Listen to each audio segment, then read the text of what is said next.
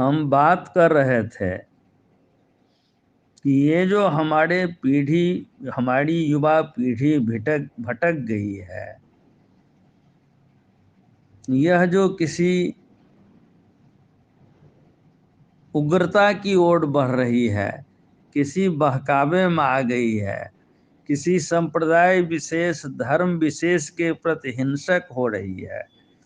मैं यह बतला रहा था कि वह भी जो धर्म है उसको गौर से देखिए तो वही है।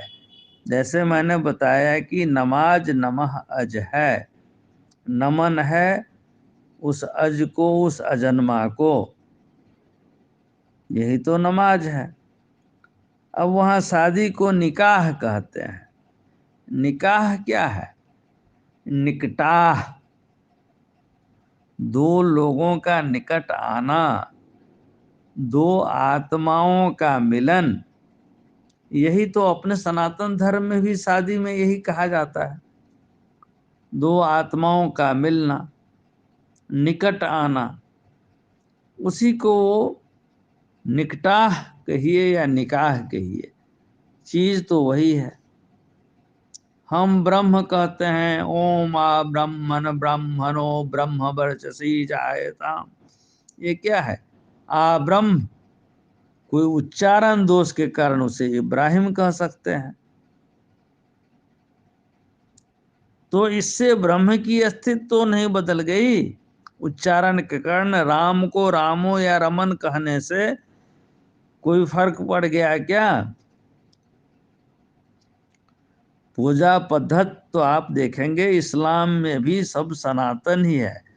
हमारे यहाँ भी पूजा को ईद कहा जाता है, उनके यहाँ भी ईद कहा जाता है। अब जैसे कि हजरत मोहम्मद साहब की बात ले लीजिए, उन्होंने खुद को ईश्वर नहीं कहा, उन्होंने क्या कहा? मैं पैगंबर हूं। अब पैगंबर क्या होता है? आया है जो पैगाम लेकर के अंबर से, जो आकाशीय संवेदना से, अपने छठी इंद्रियों के जागृत होने से, जिसमें ईश्वरीय प्रेरणा होती है, वह जो बात कहता है वह पैगंबर हो गया है, अंबर का पैगाम। अपने यहाँ भी ऋग्वेद के दूसरे ऋषि का नाम है मेधातिथि।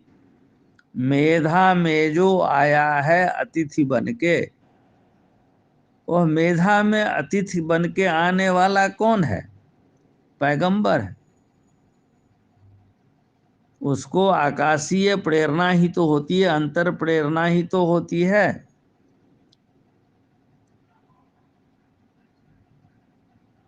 ये आकाश की जो बात है वो तो अपने यहाँ भी है। क्या हम भगवान विष्णु को मेघ वर्णम नहीं कहते हैं?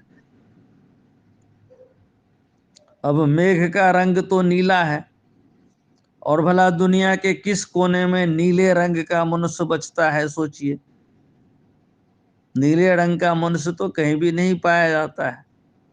लेकिन वेद में भी ईश्वर को आकाश रूप में ही माना गया है, पूजा गया है। आकाश तत्व, ईश्वर तत्व ही तो सर्वव्याप्त है।